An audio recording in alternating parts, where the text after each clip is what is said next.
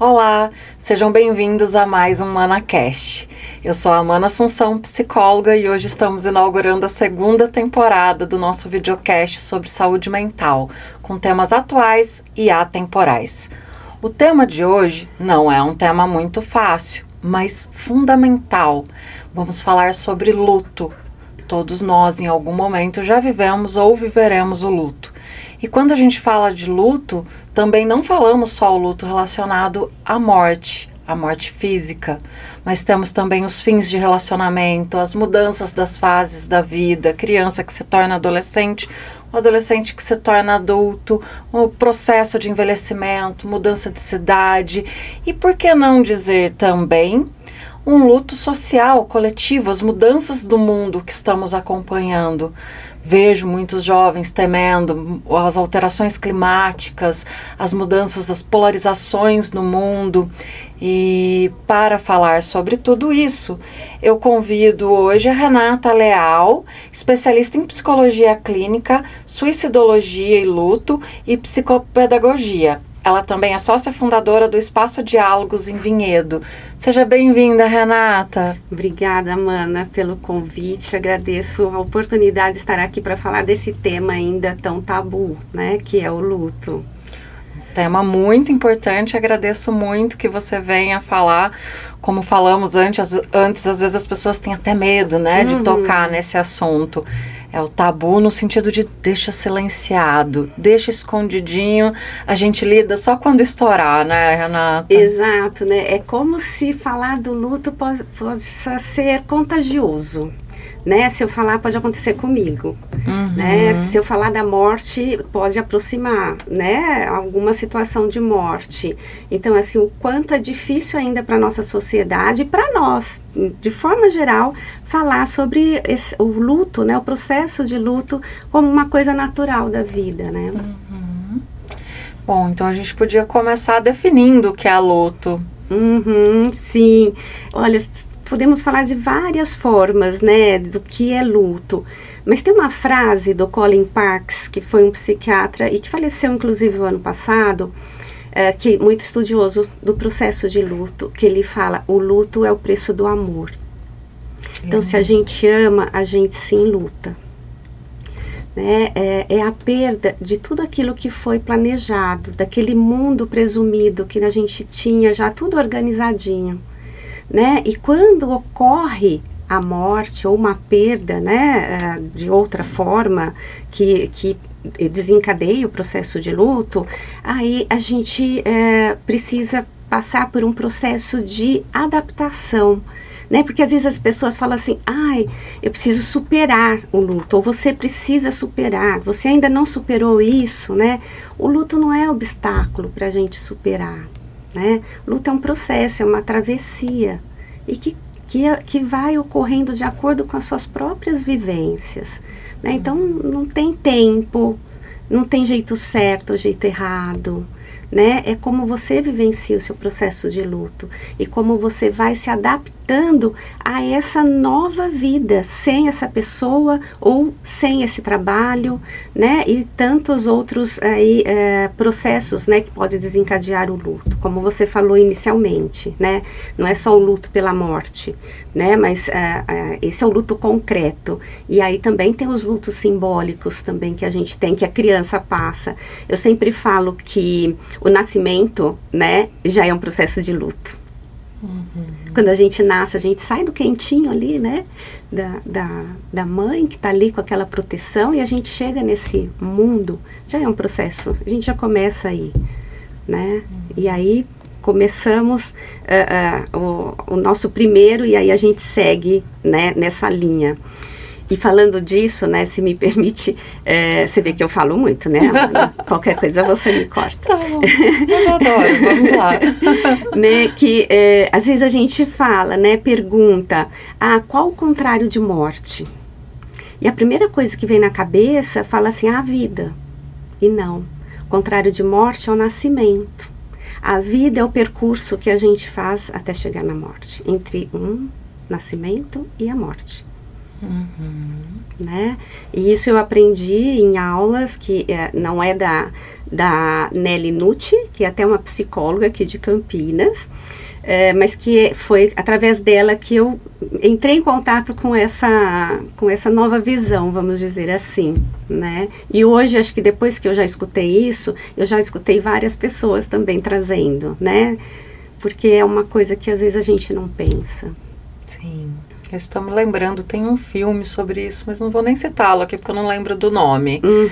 Mas que é alguém que descobre o adoecimento e fazendo esse vínculo entre o nascimento. Eu tento deixar nas legendas depois. Eu me lembro que a fase final é a mulher dele na cama com ele, amparando a partida dele, e ela fala: se prepara, você vai nascer de novo para um outro mundo que a gente não sabe qual é ou como é, né? Pelo menos aí depende das religiões e das culturas, que eu acredito que também influenciam a forma de ver a vida e a morte. Muito, influencia muito.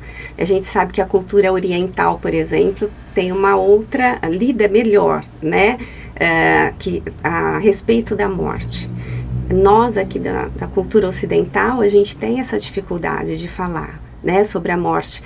E aí a gente pode até pensar, né, eu trabalho com crianças também, adolescentes, adultos, mas me chama muito a atenção, Amana, quando em processo, por exemplo, já começando de adoecimento e chegando até o luto, né, o quanto é difícil as famílias, os pais, falarem sobre um adoecimento crônico, grave, né, para a criança, falar da morte e do luto.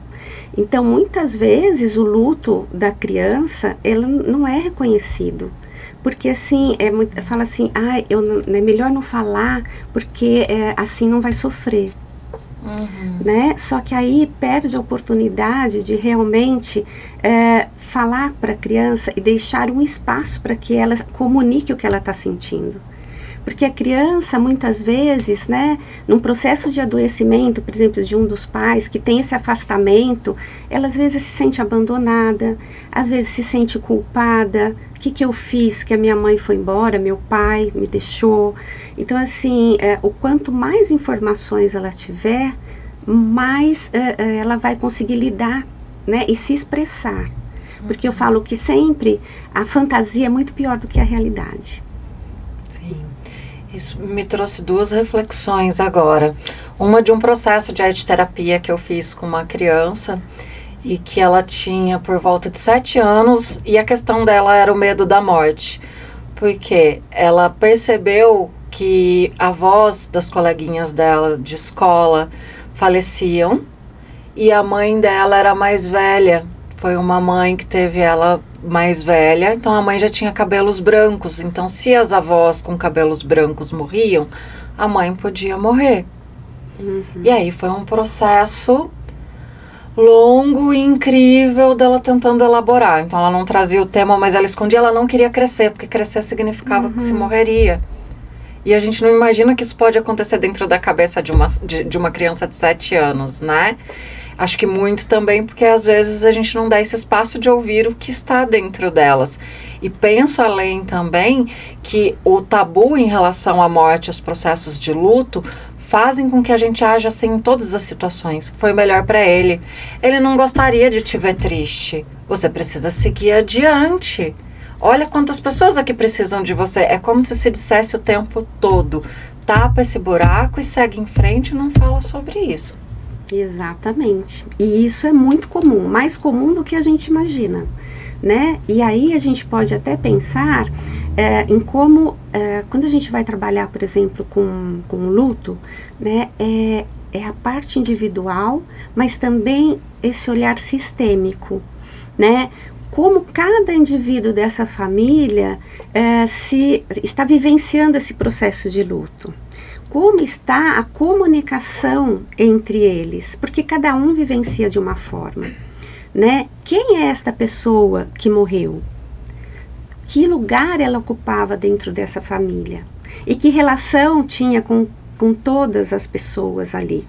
Porque cada um, a gente estabelece relações diferentes com cada um, né? Eu, por exemplo, a minha mãe morreu, né? E minha mãe morreu em 2015, meu pai morreu em 2019, né? A minha mãe já estava internada há quase um mês, mas minha mãe era muito brincalhona, falava muita besteira, né? Internada lá, ela estava brincando.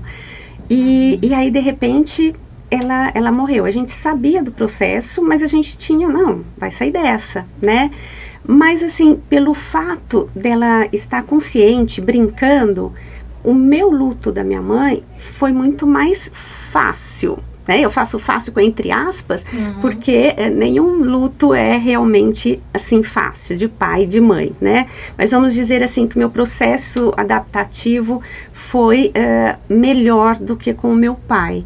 Porque meu pai também ficou um mês internado, mas ele estava em coma e já não tinha mais, né, condições, interação nenhuma, né, já estava em cuidados paliativos. Então, e eu vi todo o definhar dele ali, acompanhei, né. Então, para mim, o que ficava muito na minha cabeça, por exemplo, era a imagem do meu pai ali, né. Naquela cama, já com aquele não tinha nem olhar mais, né? Era um olhar cinza, para mim era muito estranho. Mas assim, quando eu falei pro meu irmão, falei para minha prima, né, que o luto do meu pai foi muito mais difícil para mim, eles estranharam. Porque é como se eu tivesse tido um tempo maior, que eu sabia que ele ia morrer, que não tinha mais o que fazer ali, né? E da minha mãe pegou um pouco a gente assim de surpresa, né? Mas não, para mim foi muito diferente. Então, como foi a minha vivência, foi muito diferente da vivência dos meus irmãos, né? Então, assim, não dá pra gente ter uma régua para medir quem está sofrendo mais, quem está sofrendo menos. Cada um tem a sua forma de vivenciar e ir se adaptando, né, a isso. Sim. Então, além de ser uma experiência pessoal, de qual é o preparo da pessoa, de como ela encara a vida e a morte, das questões culturais, do que ela assimilou, do que ela leu, da visão de mundo, também tem a experiência em si, que é diferente. E a mesma pessoa vai sentir lutos diferentes de maneiras diferentes, né? Exatamente, né? E aí eu trago um outro exemplo, né? Aí, por exemplo, quando a gente fala de um outro tipo de luto, um processo de adoecimento muito prolongado. E eu me trago novamente como exemplo, né? Como eu te falei antes, eu gosto de trazer exemplos porque eu acho que vai dando uma visão, né? Eu sou muito visual, então eu vou já imaginando. E quando eu tinha 3 anos, né, eu tive uma doença que na época, né, isso, eu vou entregar a minha idade aqui, vai completar este mês 54 anos, né, eu tive uma doença muito séria que não tinha, quando eu cheguei ao hospital, falaram que não tinha o que fazer, né, depois conseguiram salvar a minha vida, mas eu ia ter que amputar as pernas bem em cima, né, e aí conseguiram salvar as minhas pernas, fiquei com cicatrizes, né, parece queimadura, mas eu tinha um irmão 3 anos mais velho que eu, e minha mãe estava grávida de 6 meses. Quando eu fui internada, eu fiquei 110 dias internada. E aí meus pais, pai e mãe, se mudaram para dentro do hospital comigo, né? E meu irmão foi morar com a minha avó materna. Então, a minha mãe não podia saber naquele momento muito da gravidade, porque ela estava grávida, né? Então, assim, foram meses ali de uma adaptação do meu pai, da minha mãe, do meu irmão e eu perdi fala, perdi movimentos que eu tive depois que recuperar. Esse meu irmão que ficou ali com a minha avó, ele perdeu o pai e a mãe, o contato, durante quase 4 meses, né? Olha quantas perdas ele teve ali, de atenção, de carinho, né? Daquele momento de estar ali com a avó, e era uma avó rigorosa, né, dava o carinho, mas ela era muito rigorosa. Meu pai, ele estava com o irmão acamado há 10 anos, né, que morreu enquanto eu estava internada. E ele e os irmãos é que ajudavam minha avó nos cuidados. Então, toda a readaptação que toda a família do meu pai, paterna, dos meus tios, minha avó, tiveram que fazer, porque meu pai também já não estava mais tão presente para esses cuidados. Então, quantos lutos eles viveram, além de ter uma sobrinha e uma neta ali, entre a vida e a morte. Né? Então, assim, percebe quantas pessoas são afetadas em um processo de adoecimento? Meu irmão, quando nasceu, o terceiro filho, né? Ele nasceu, eu estava ainda internada. Aí o pediatra, ele conseguiu que a minha mãe ficasse 8 dias a mais, falou, ele tá com icterícia, ele, sabe, para que ela conseguisse ficar um tempo a mais ali comigo. Mas chegou um tempo que ela teve que ir embora. E aí eu fiquei mais uma semana só com o meu pai. Mas esse meu irmão, minha mãe não conseguiu amamentar. Quando eu saí do hospital, eram 2 bebês que ela tinha que cuidar, mais o mais velho que estava todo carente ali. Né? Então, assim, olha quantos lutos a gente pode pensar, né? Lutos simbólicos que tiveram ali, lutos concretos também, né? Porque além do meu processo de adoecimento, ainda tinha o luto pela morte do meu tio, que ele faleceu quase um mês antes de eu ter alta. E a dúvida, né? Essa dúvida é muito angustiante do que vai acontecer. Sim. Então tinha também uma notícia muito trágica que foi revertida por sorte, mas um período em que isso fica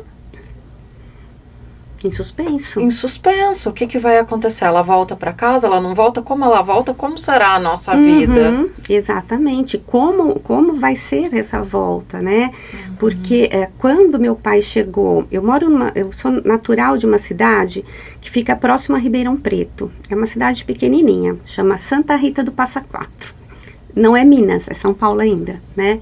E então, quando minha mãe me levou, febre muito alta, umas manchas na pele, né, para o médico lá em Santa Rita, ele olhou e já encaminhou direto para Ribeirão Preto. E meu avô tinha um sítio, meu pai trabalhava no sítio com meu avô. Então, meu pai saiu do sítio para ir comigo, né, para levar a gente até Ribeirão. E quando o médico viu, né, meu pai, imagina, sujo, né, do sítio, viu como já estava, ele falou assim, não tem mais nada para se fazer. Né? E houve aí, o julgamento também. O julgamento também. Ele tirou qualquer esperança do meu pai ali. E meu pai não podia compartilhar com a minha mãe. Né? Então, e aí depois esse médico, que foi o meu pediatra, né? Ele foi fazendo tudo, ele não, na época, né, era tudo particular, então ele não cobrou nenhum serviço, os outros médicos, ele arrumou para fazer o parto da minha mãe, ele foi fazendo coisas assim, cirurgião plástico, eu passei por 22 cirurgias plásticas. Meu Deus. Né? Então, assim, percebe, como você falou, essa interrogação, o que vai acontecer? Entrou com uma anestesia geral, vai sair? Né? Salvou a vida e as pernas. Aí é um outro luto que teria que viver. Né? Então, assim, eu estou dando esse exemplo, Amanda, para ilustrar, né, quantas possibilidades, né? Porque o luto realmente não é só quando morre, né? É o sentimento de perda, de vazio, né? Que traz aí, às vezes, processos de ansiedade, de tristeza. Né? E como você falou, de como as pessoas chegam, né, e falam, mas já passou, foi melhor para ele, né, descansou, né? Não é isso que a pessoa que está em luto precisa ouvir. Precisa de amparo, né? Amparo e acolhimento. E eu falo assim, se você não souber o que você fala, tudo bem, dá um abraço, segura a mão, fala assim, você aceita um café, você aceita uma água? Né? No processo ali, passou, porque os primeiros dias tem sempre gente na casa, depois a pessoa, ninguém mais lembra. Né? A morte, tanto ela é tabu, quanto ela causa essa comoção acima de qualquer outra coisa. Então, alguém em adoecimento, todo mundo só pergunta, né? Como está? Melhorou? Força! Nossa, coragem, que Deus te abençoe na sua luta, como um cuidador, como alguém que está acompanhando, né? E aí, na morte, todo mundo se comove, se reúne ali para dar um abraço e já fiz a minha parte. Exatamente. E aí vem a solidão. Sim. né? Com quem eu posso falar sobre isso? Sobre o sentimento que eu estou sentindo, sobre a falta que essa pessoa está me fazendo. Sem sobrecarregar, porque ainda fica com medo de sobrecarregar o outro, né? Então, o quanto é importante a gente, inclusive, perceber como é a comunicação dentro dessa família. Se um apoia o outro, se tem a comunicação, se ela é aberta, eu posso expressar meus sentimentos, meus pensamentos, ou se a comunicação é fechada, né? Não se pode falar nisso. Que a gente vê em muitas famílias, porque, como eu falei, cada um reage de uma forma. Às vezes, algum tem dificuldade de ficar falando, porque está muito machucado ainda, e não é o momento que ele se sente à vontade para falar. E tudo bem, né? Mas outros precisam falar. E aí eu trago novamente o exemplo do meu pai e da minha mãe, né? Da minha mãe, eu falo dela até hoje, e a gente brinca em casa. Porque como ela brincava muito, acontece alguma situação, a gente fala assim, o que a vovó ia falar disso? E a gente ri, né? Com o meu pai, a gente já não fala tanto em relação.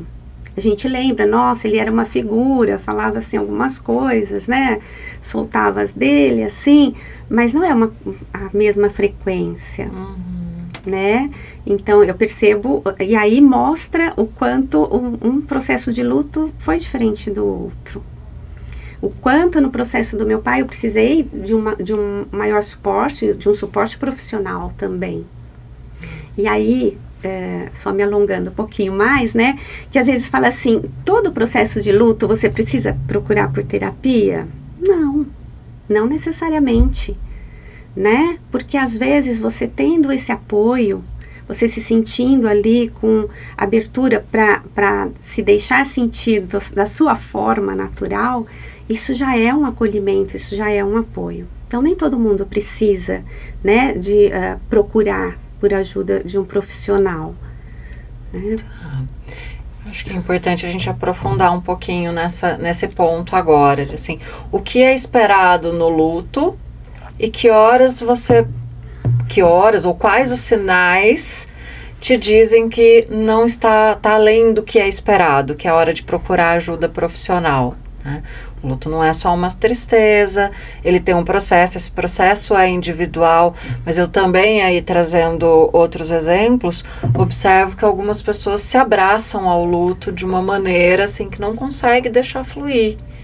Não consegue ter um mínimo de aceitação. Não significa que a dor vai passar, mas assim, por exemplo, eu me lembro na adolescência que uma amiga minha faleceu. Eu também entrego minha idade aqui, eu tenho 45 hoje, na época a gente tinha 17, 18 anos, e a família dela, até pouco tempo atrás, eu não digo hoje porque eu não os vejo recentemente, mantinha o quarto dela intacto.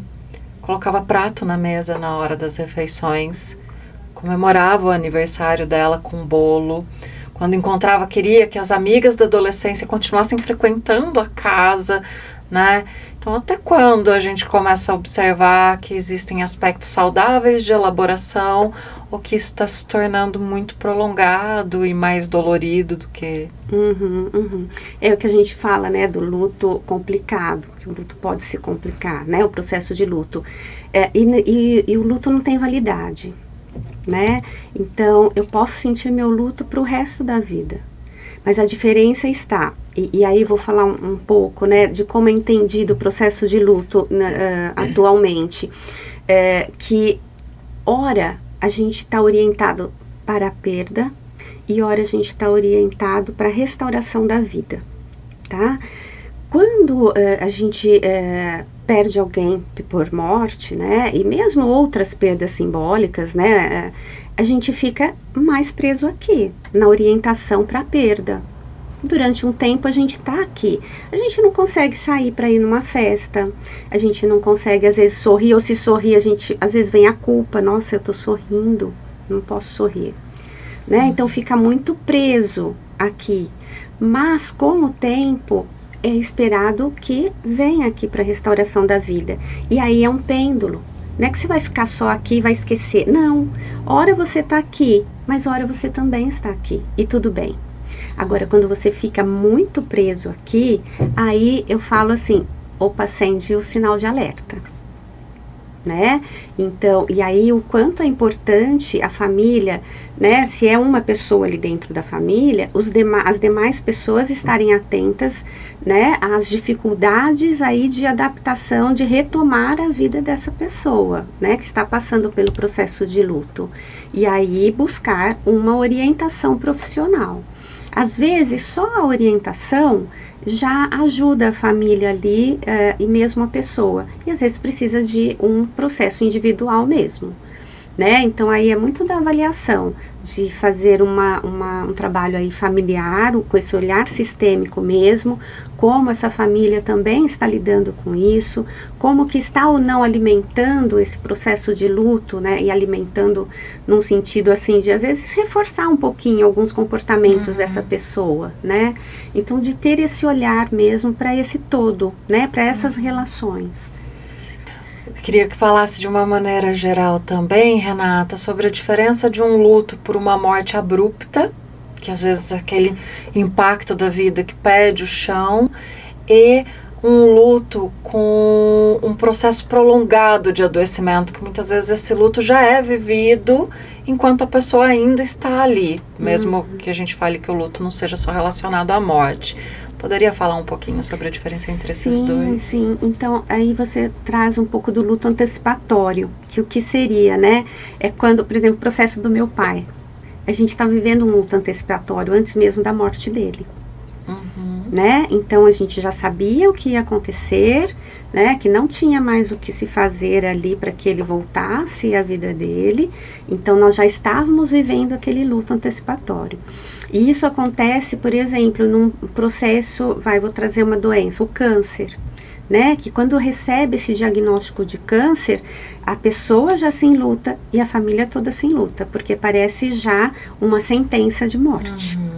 Né? Embora hoje tenha a chance de cura é muito alta, né? E depende também do estágio, do tipo de câncer, né? De como que a pessoa, o organismo também está ali. Mas, então aí já começa, sabe? No processo de adoecimento, né? Conforme vai fazendo o tratamento, já tem essa visão. Eu vou receber a cura? Não vou? Minha mãe, né? Será que eu vou ter minha mãe por quanto tempo? Meu pai, né? Minha avó, e aí quem seja da família. Então toda a família já vai perdendo, e aí acontece em vida uma adaptação, uma readaptação, porque também há a perda do mundo presumido, daquele mundo planejado, né? E mesmo em relação ao filho, eu não vou ver meu filho crescer. Como é isso? Né? Então, assim, como é difícil viver. E aí eu me lembro agora de uma colega minha que está no grupo que eu faço parte, né? Que é da Karina Fukumitsu, que é um grupo de estudo sobre suicidologia. E aí essa colega, ela está com a mãe nesse processo há mais de um ano. Então, e ela é psicóloga, então ela fala muito do luto antecipatório, que ela está sempre se despedindo da mãe, né? Então, o quanto é difícil isso, porque você não sabe o que vai acontecer. Você está vendo hoje, você não sabe amanhã como vai ser, né?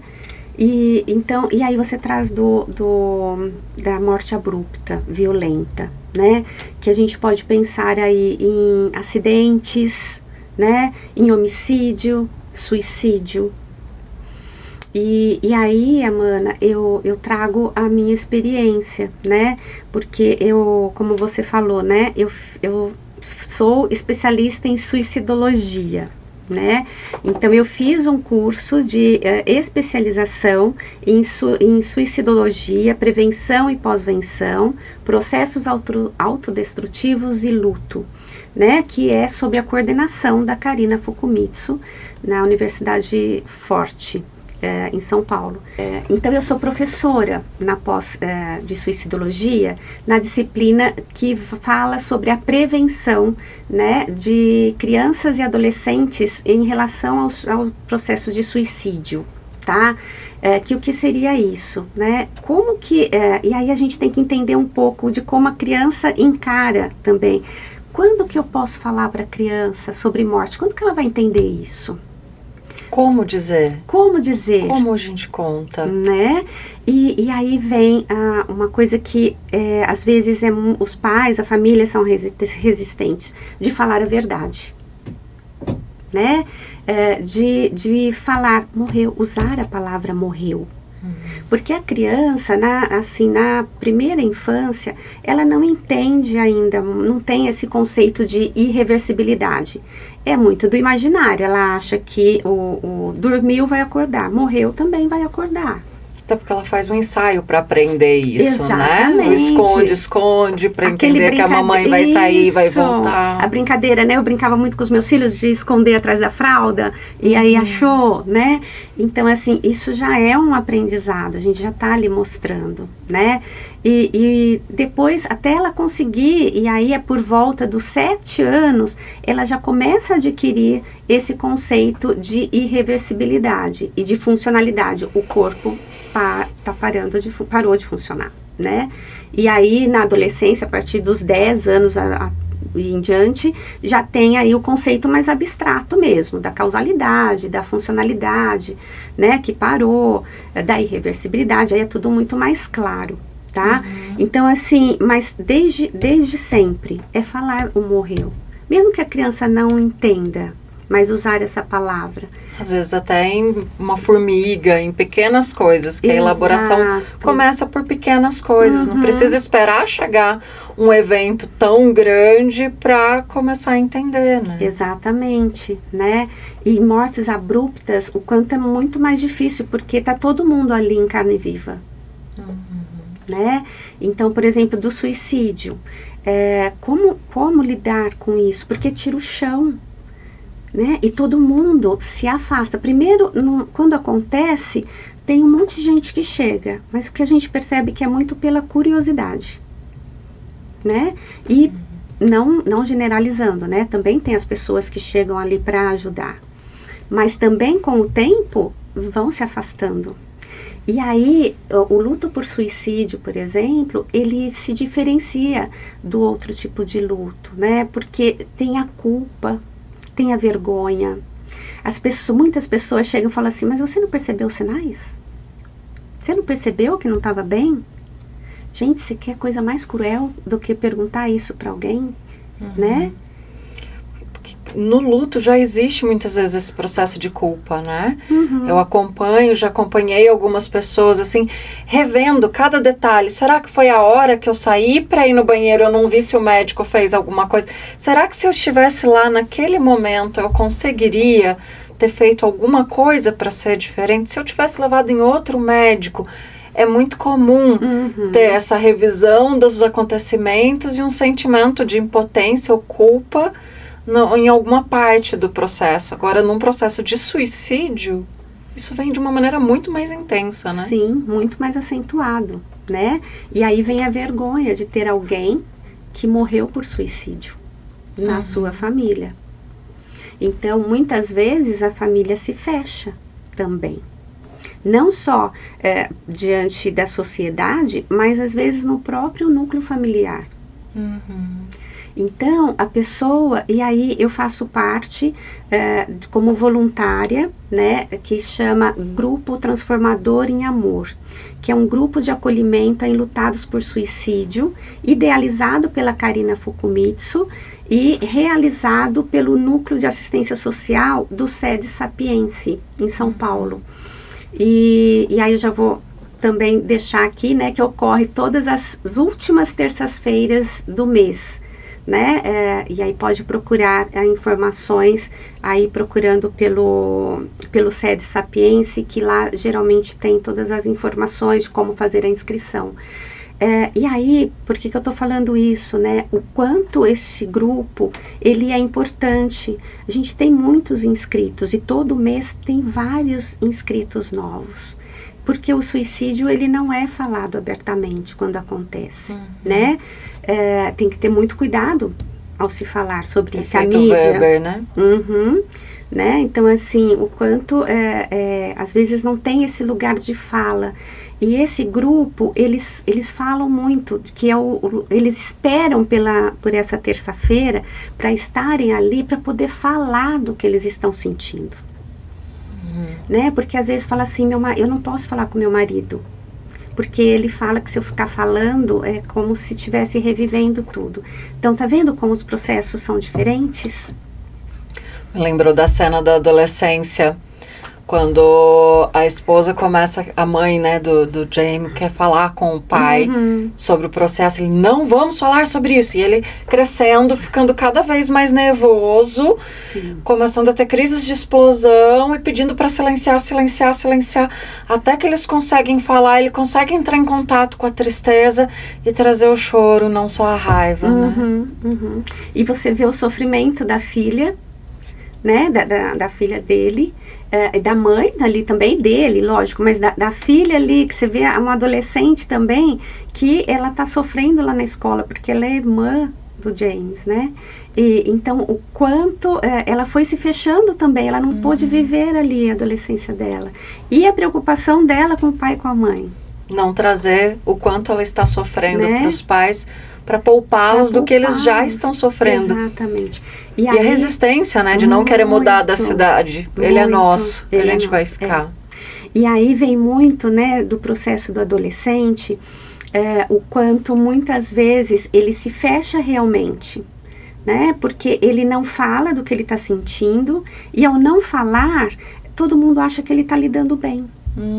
Ah, não, ele está lidando bem com isso. E isso acontece muito frequentemente, eu escuto no consultório, né? Como que está? Ah, não, ela já está bem. Né? Já está estudando, fazendo as coisas normais. E aí eu sei que não está bem. Né? Então, assim, o quanto, às vezes, o adolescente, ele mascara o que ele está sentindo. Tanto porque ele também não se autoriza a sentir, como também ele percebe ali que os pais estão tão envolvidos na dor que não tem mais esse olhar para ele. Né? Então é um outro luto. Ele também perdeu os pais, aqueles pais que ele conhecia.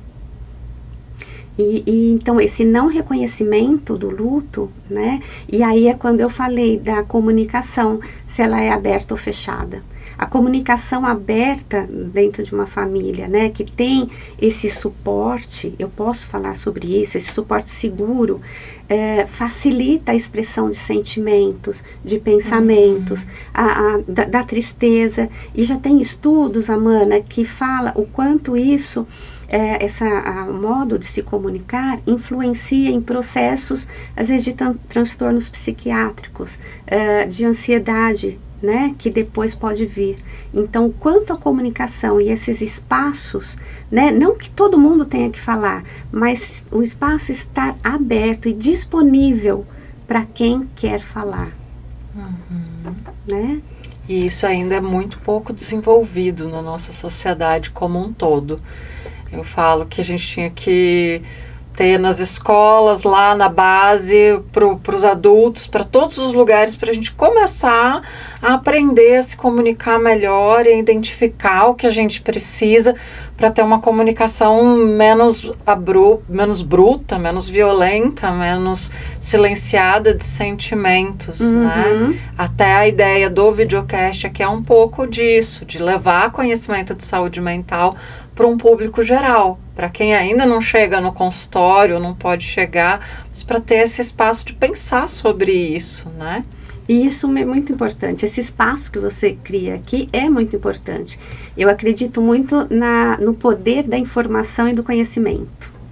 Né? Então, às vezes, quando eu atendo uma pessoa em processo de luto, ou mesmo na prevenção ao suicídio, às vezes eu faço uso da psicoeducação.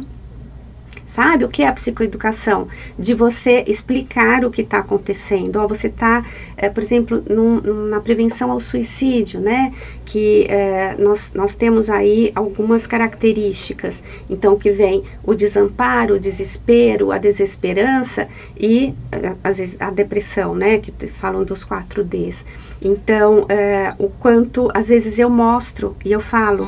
E aí tem também a impulsividade, a ambivalência, o pensamento enrijecido, né? Que é a inflexibilidade. Ou é isso, ou eu resolvo esse problema, ou eu morro. É isso. Mas, ao mesmo tempo, a ambiguidade. Eu quero acabar com o problema, mas eu não quero morrer. Né? Então, e a impulsividade, que às vezes a hora que vem a dor, vai lá e age, né? Para tirar, para acabar com aquilo. Então, assim, o quanto às vezes a psicoeducação, né? Ajuda a pessoa a entender o que está acontecendo com ela. E no processo de luto também. Olha, é normal você ter vontade de chorar. E aí eu lembro de uma pessoa que, e aqui, né, um colega nosso, psicólogo, né, que estava atendendo uma pessoa enlutada pelo luto da filha, e que já fazia 6 meses, que, acho que era a filha, tinha morrido, e aí falou que já fazia muito tempo, que ele já devia ter passado. Olha que difícil, olha o peso que a palavra de um psicólogo pode ter na vida da pessoa. E ele se achar totalmente errado ali. E não tá. Né? Não tem tempo. O sentir. E aí eu lembro de uma brincadeira que eu trago muito a Karina, porque ela é minha referência, né, nos meus estudos. Uma brincadeira que a Karina fez e geralmente eu faço com os meus clientes, né? Se eu falar para você, não pensa no vermelho, o que você pensou agora? No vermelho. No vermelho. Então, como que a gente vai falar assim, ó, não pensa nisso, viu? Não sente isso. Não dá. O que a gente pode escolher é o que a gente vai fazer com os nossos sentimentos, como nós vamos reagir a eles. Tá certo. Mas passando para os outros lutos menos reconhecidos, que a gente está começando a caminhar para o fim. Para os outros lutos menos reconhecidos, como relacionamento, fim de relacionamento, das fases da vida. Ele segue também esse mesmo processo de luto quando acontece uma morte. Fala um pouquinho sobre esses outros tipos de luto, Renata. Isso, também, né? Porque eu volto, né? Cada um, por exemplo, alguém perde um emprego e fala assim, não, tudo bem, eu vou já, começo a procurar outro. Né? Eu tenho aqui minha reserva que vai dar para eu me organizar durante um tempo, né? Então essa pessoa ela tem recursos para lidar ali, né? De uma forma mais adequada, talvez, né? Para lidar com essa situação, com essa perda. Outra pessoa pode viver a mesma situação, mas de forma muito intensa. Eu não sirvo para nada mesmo, eu faço tudo errado, né? E aí o processo de luto e essa energia agressiva que eu falo, porque a gente precisa ter a nossa energia agressiva, mas voltada a nosso favor. Né? Então, assim, o que é agressividade positiva, né? Que eu sempre falo, é aquela agressividade que nos faz ir buscar alguma coisa, que nos dá essa energia, tá? Aconteceu isso, mas peraí, deixa eu respirar e o que eu faço então a partir disso? E a gente consegue pensar em algumas possibilidades. Né? Agora, se a gente não tem recursos, né? E isso acho que mostra muito do nosso desenvolvimento lá atrás, de como nós recebemos a nossa base segura, né? E aí vem um pouco aí do apego, né? Tivemos um apego seguro ou tivemos um apego aí ambíguo das nossas figuras aí parentais, né? De segurança nossa, né? Que hora está disponível, hora não está disponível. E que isso gera uma insegurança na criança e a gente cresce a partir disso. Né? Então, cresce com isso. Então, assim, o quanto a nossa base lá da infância que a gente recebeu também interfere no modo como a gente vai lidando com as situações. Mas isso não é uma... agora fugiu a palavra. Peraí. Como que é? Uma sentença. Mas isso não é uma sentença. Né? Então não recebi ali pro resto da vida, vou ficar em cima. Não, porque a gente, nós vamos nos transformando também. Né? Se o ambiente mais para frente favorece, a gente também pode ir aí, através de relações saudáveis, funcionais, nós também podemos aí, né, ir construindo essa base segura para nós mesmos, né? Que aí é quando a gente consegue dar o nosso autossuporte. né? Desenvolver o nosso autossuporte, que esse é um dos objetivos da terapia também, né? Que a pessoa desenvolva o autossuporte para que ela consiga lidar aí com as diferentes formas, né? De lidar com as diferentes situações. Sim. E a fluidez, né? Dentro dos processos da vida, que como você falou da característica ali do enrijecimento. Quando a gente enrijece, não é perdi essa pessoa, vamos sair falando num relacionamento. Ela era tudo para mim, ela era o grande amor da minha vida. E agora? Não sou ninguém, não tenho valor, não vou... Esse enrijecimento de tudo ser depositado em algo, em um emprego, em um sucesso, em uma relação, também aumenta o peso e diminui essa possibilidade de foi o grande amor da minha vida. Como é que o que eu quero agora? Nem precisa ser outro grande amor, mas como eu quero viver a minha vida agora? Exatamente. Que bom que foi aquilo, né? Tem muito esse peso de uma derrota. Perfeito, Amana, né?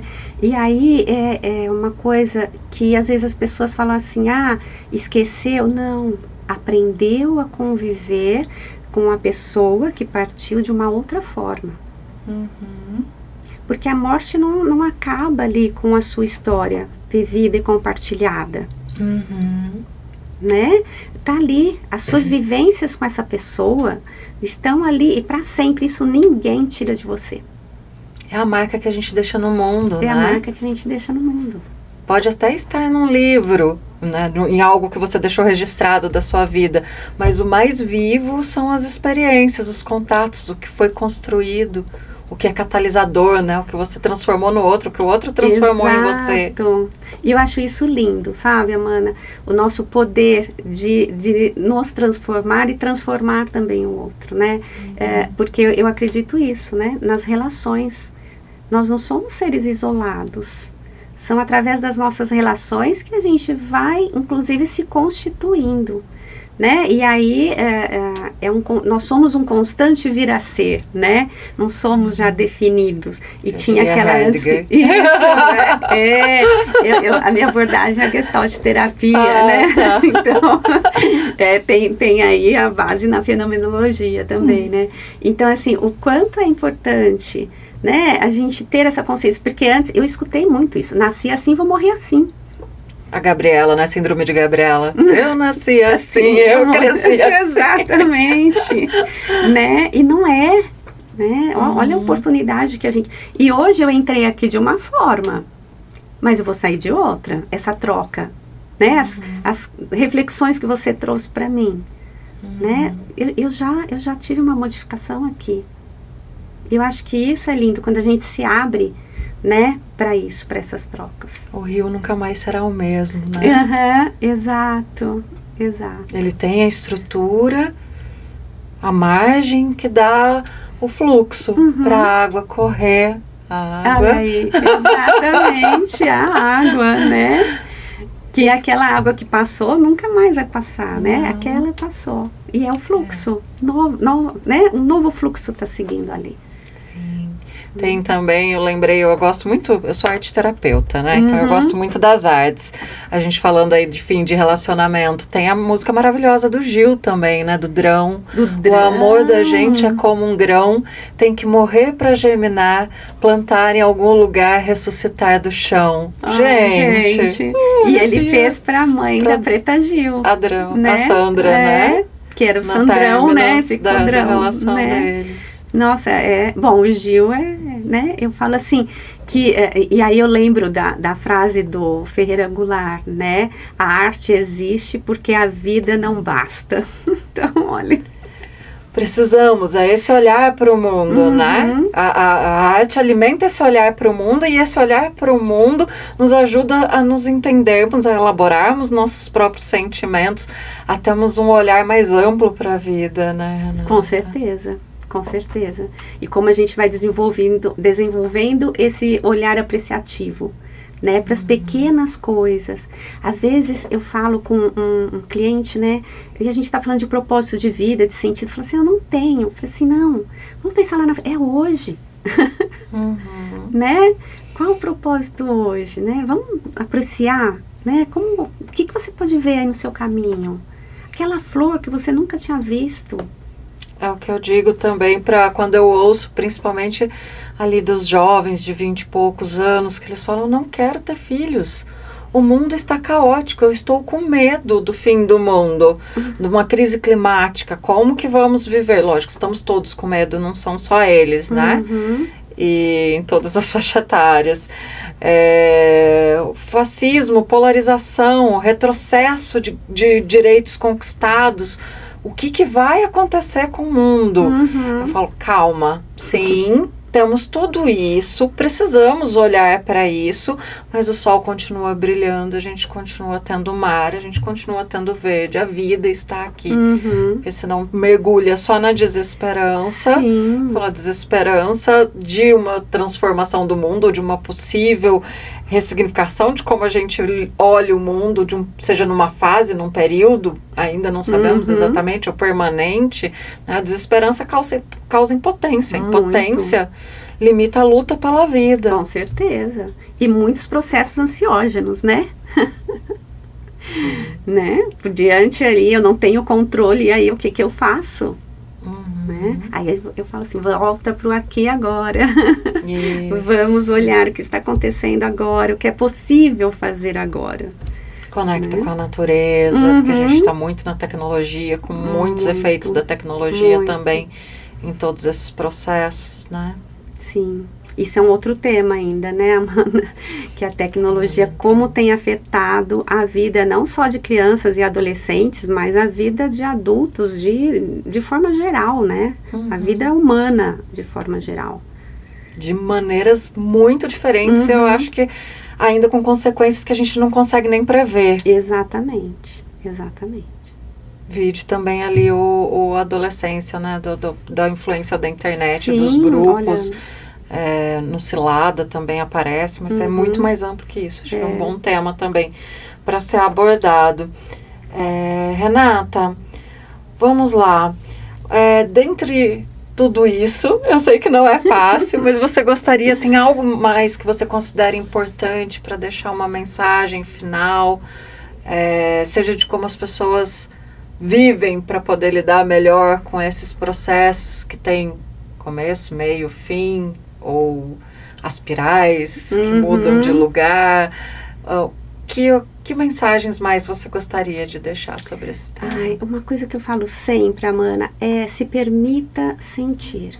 Se deixe sentir. Sabe? Porque às vezes a gente tem receio, né? Eu tenho que fazer o que o outro espera, a expectativa do outro. Então eu não posso chorar, eu não posso ficar triste. Né? Ou eu não posso ficar alegre porque eu perdi alguém, né, pela morte, ou eu perdi um emprego, ou a situação da família está difícil, então eu não posso me alegrar. Então, assim, o quanto muitas vezes a gente acaba se engessando diante da expectativa do outro, da sociedade.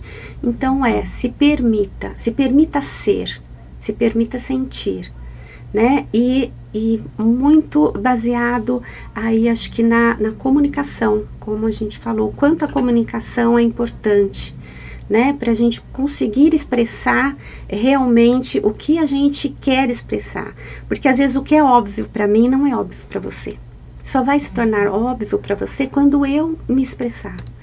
Então, assim, que cada um, né, possa conseguir fazer essa caminhada aí de conseguir se expressar da melhor forma, se colocar, né, sem tantas barreiras, né? E aí uma outra frase que eu escutei da Karina, não sei se é dela, mas acho que, peraí, deixa eu lembrar. Quem quer se colocar numa forma, quem se coloca numa forma, muda a sua forma. Muito bom. Muito bom. Muito obrigada, Renata. Eu acho que eu acrescentaria também, porque muitas vezes as pessoas também ficam nessa dúvida. E como é que eu acolho a fala do outro? Como é que eu faço um acolhimento empático sem ter essas frases clichês? A gente falou do abraçar, do ouvir, né? Tenta evitar, mas pelo menos, mas tente prestar atenção nas falas que silenciam a dor do outro e se coloque disponível para ouvir. Mas como é que você está sentindo isso? Que faz parte do processo da comunicação. O quem quer falar precisa ter também um ouvido de quem está disposto a receber isso, e você não tem que curar aquela dor do outro, porque eu acho que esse também é um grande medo de quem escuta. Eu, inclusive, trabalhei numa equipe de cuidado paliativo, outros profissionais falavam, mas eu não sou psicólogo, eu tenho medo quando eles começam a falar que eu não sei o que eu vou fazer com aquilo. Não é um problema que exige solução. A comunicação de uma dor, muitas vezes, só precisa de um colo. De um amparo para ela poder sair, esvaziar, né? Exatamente. E assim, partir, né, e perguntar o que você está precisando. Porque muitas vezes o que eu precisei no meu luto não é o mesmo que o outro está precisando, né? Então, perguntar o que você está precisando. O que eu posso fazer por você. Perfeito. Muito, muito obrigada. Que conversa maravilhosa. Saímos, acho que todos transformados. Espero que transforme vocês também. Podem mandar mais dúvidas, né, Renata? Sugestões de tema, comentários, são muito bem-vindos. Não esquece de curtir, compartilhar, adicionar o sininho lá para receber a notificação, que são essas coisas que fazem com que o nosso conteúdo chegue a mais pessoas. E isso é importante pra gente. Obrigada para vocês que também acompanharam até aqui. Renata, você quer deixar o seu contato, alguma coisa? A gente pode passar por escrito depois? Sim, eu deixo sim. Bom, primeiro eu queria agradecer a todos, né, que vão aí assistir depois, a Amana pelo convite. Acho que foi fluindo, e se a gente vai aprofundar, tem muita coisa para ser falado. Mas eu tenho o consultório em Vinhedo, que é o Espaço Diálogos Vinhedo Psicologia. Tem o site espacodiálogos.com.br e fico à disposição. Eu tenho 2 filhos psicólogos e a minha filha atende lá comigo e também em São Paulo, né? E o meu filho trabalha em São Paulo. Muito obrigada, Renata, adorei. É uma honra minha te receber. Obrigada por atender o convite, que eu sei que às vezes é difícil essa vida de sair do consultório, deslocamento. Então, aprecio muito e me sinto muito honrada por ter recebido esse convite. Obrigada, Amana. Um abraço, espero que você volte mais vezes. Voltaremos. Beijo, gente, até mais.